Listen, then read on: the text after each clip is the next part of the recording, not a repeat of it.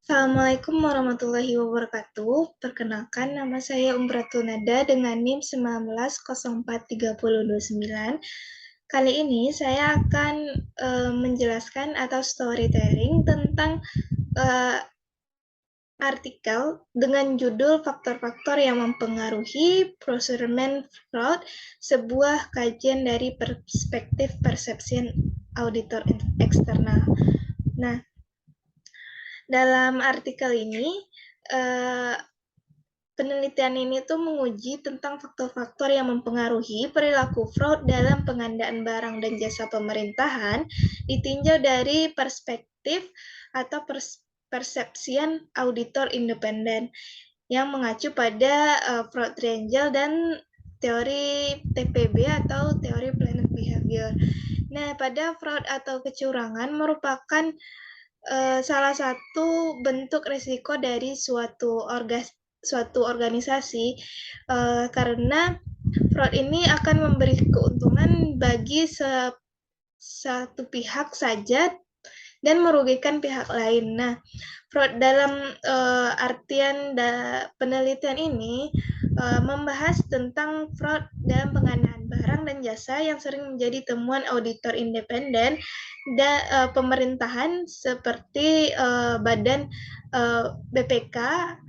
Penelitian ini juga menggunakan auditor independen pemerintahan sebagai responden yang memberikan persepsi mereka terkait faktor-faktor apa saja yang mempengaruhi tindakan fraud dalam pengadaan barang dan jasa pemerintahan di Indonesia.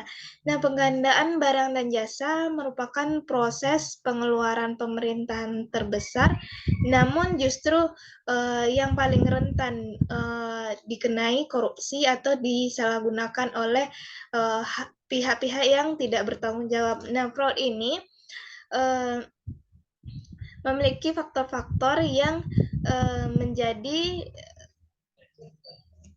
menjadi alasan mengapa dilakukan oleh seseorang. Nah, fraud ini memiliki 3 faktor. Yang pertama yaitu tekanan atau pressure, peluang atau opportunities, rasionalis atau rationalization yang biasa dikenal dengan fraud triangle. Nah, dalam penelitian ini mereka mengadopsi 2 teori. Yang pertama yaitu fraud triangle, yang kedua yaitu teori TPB atau teori planned behavior untuk mengkaji faktor opportunity, financial pressure, dan rationalization tersebut. Yang mereka itu menekankan pada aspek moralnya dan psikologinya. Nah, dalam teori TPB, dalam penelitian ini lebih ke mengembangkan faktor rasionalisasi yang ada dalam faktor-faktornya yang yaitu terdiri dari 3 variabel. Yang pertama itu attitude, yang kedua subjective norms, yang ketiga itu perceived behavior control. Nah, ini yang mempengaruhi mengapa seseorang berniat melakukan fraud atau kecurangan. Tujuan dari penelitian itu sendiri yaitu menganalisis faktor-faktor yang mempengaruhi fraud dalam pengadaan barang dan jasa dengan mengadopsi fraud triangle sebagaimana yang dikemukakan oleh teori fraud triangle dan teori TPB dari sudut pandang auditor independen pemerintahan.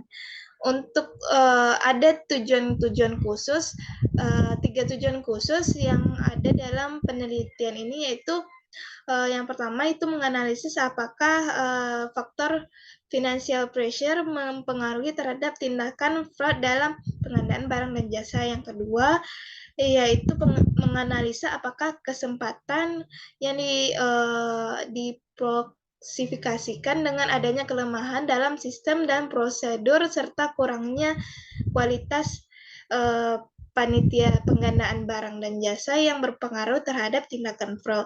Yang ketiga itu menganalisis apakah faktor rationalization itu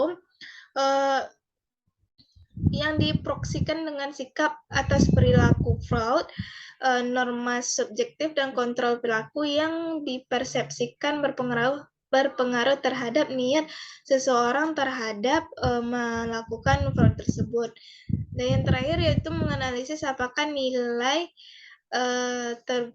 apakah niat berbuat fraud berpengaruh terhadap tindakan fraud. Nah, di dalam penelitian ini terdapat beberapa hipotesis, yaitu hipotesis yang pertama yaitu financial pressure yang berpengaruh positif terhadap tindakan fraud dalam pengadaan barang dan jasa. Yang kedua, hipotesis kedua, lemahnya sistem dan prosedur pengadaan barang dan jasa berpengaruh positif terhadap tindakan fraud. Yang ketiga yaitu hipotesis yang ketiga, kurangnya kualitas panitia penggandaan berpengaruh positif terhadap perilaku fraud. Yang keempat itu norma subjektif berpengaruh positif terhadap niat berbuat fraud. Yang keenam, kontrol perilaku yang dipersepsikan berpengaruh positif terhadap niat melakukan fraud. Yang ketujuh, niat berbuat fraud berpengaruh positif terhadap perilaku fraud dalam pengadaan barang dan jasa pemerintahan. Nah, dalam penelitian ini memiliki model penelitian kausalitas, yaitu dengan satu variabel endogen dan 5 variabel eksogen, satu variabel intervening dan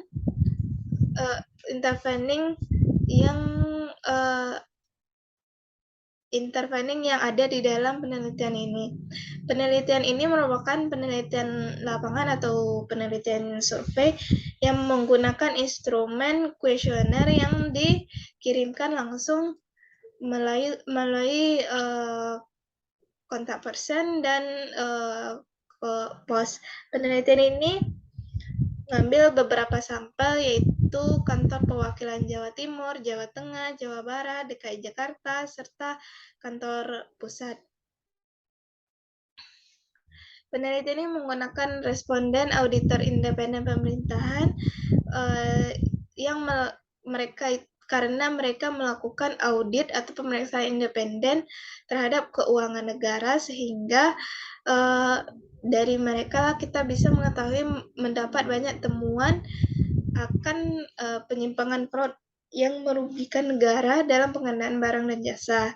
Nah, penelitian ini menggunakan responden auditor independen pemerintahan yang diharapkan melaksanakan tugas auditnya yang banyak menjumpai temuan-temuan tentang fraud dalam pengadaan barang dan jasa.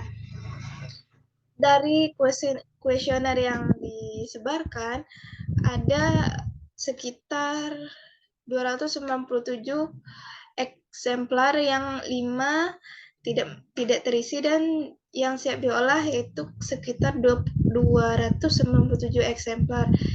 Yang data tersebut dilakukan screening data yang diindikasi outlier atau data yang memiliki nilai ekstrim sebanyak 7 kuesioner. Lalu dilakukan pengolahan analisis statistik deskriptif melalui program SPSS dengan Structural Equation Model dengan WordPLS versi 4. Nah, hasil dari penelitian ini menunjukkan bahwa pengaruh financial pressure terhadap fraud itu tidak signifikan atau tidak berpengaruh signifikan. Berarti H1 itu ditolak. Hasil penelitian menunjukkan bahwa pengadaan barang dan jasa dipengaruhi secara signifikan oleh kelemahan dalam sistem pengadaan, kurangnya kualitas pelaksanaan pengadaan, adanya niat fraud dalam pelaksanaan. Sementara itu niat fraud dipengaruhi oleh attitude, norma subjektif, dan perceived behavioral control pelaksanaan fraud. Nah, penelitian ini menyimpulkan bahwa dalam pengadaan barang dan jasa dapat dikaitkan dengan faktor individual yang tercermin dari rasionalisasi dan adanya peluang. Dari kedua faktor tersebut dipertimbangkan dalam mendesain struktur pengendalian intern, bagaimana pengendalian intern dapat efektif untuk mencapai tujuan mencegah fraud. Dari penelitian ini memiliki keterbatasan, yaitu peneliti menggunakan external auditor kurang bisa diterima untuk dipersepsikan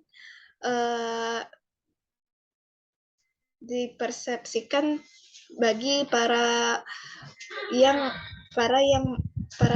fraudsters atau yang melakukan kecurangan, namun memberikan justifikasi mengapa digunakan auditor eksternal pemerintahan, memberikan persepsinya pada perilaku fraud pengadaan barang dan jasa.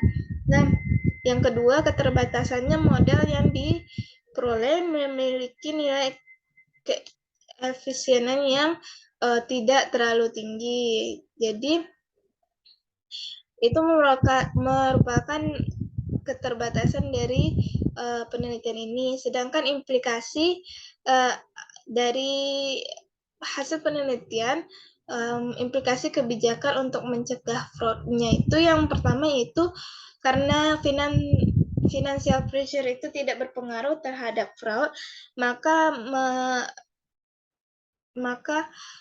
kebijakan pemerintahan tentang remunerasi dan insentif untuk panitia pengadaan dan barang dan jasa dan standar biaya bukan pemicu pelaku fraud saat bahwa insentif kepada para auditor telah dipersepsikan cukup dan tidak menjadi tekanan finansial signifikan sehingga tidak berpengaruh terhadap perilaku fraud. Yang kedua itu faktor opportunity yang diproksikan dengan kurangnya kualitas panitia pengadaan barang dan jasa dan adanya kelemahan sistem pengendalian berpengaruh terhadap signifikan terhadap fraud. Itu implikasi kebijakannya itu adanya fit and proper test dalam rekrutmen pelaksana pengadaan barang jasa, menguji integritas, sikap objektivitas, kejujuran, kontrol perilaku yang dimiliki oleh panitia pengadaan barang dan jasa. Usaha ini dilakukan untuk mengurangi atau mencegah perilaku fraud. Yang ketiga itu temuannya adanya pengaruh faktor rationalization yang diproksi dengan variabel sikap, norma subjektif, dan kontrol perilaku yang dipersepsikan signifikan atau berpengaruh terhadap niat dan perilaku fraud. Implikasi kebijakan yang bisa digunakan yaitu bahwa sikap yang cenderung mendukung fraud, norma yang mendukung fraud, atau menerima atau permisif terhadap fraud, dan kontrol perilaku yang rendah akan mengakibatkan terjadinya fraud. Maka ini perlu dicegah bagi pemerintahan daerah atau pemerintahan yang ada di Indonesia. Sehingga dari penelitian ini kita dapat mengambil kesimpulan bagaimana caranya pemerintahan bisa membuat pengendalian internal yang bisa mencegah fraud dengan cukup efektif. Sekian dari saya tentang penjelasan atau review terkait artikel ini. Apabila ada kesalahan, saya mohon maaf. Saya sudahi. Assalamualaikum warahmatullahi wabarakatuh.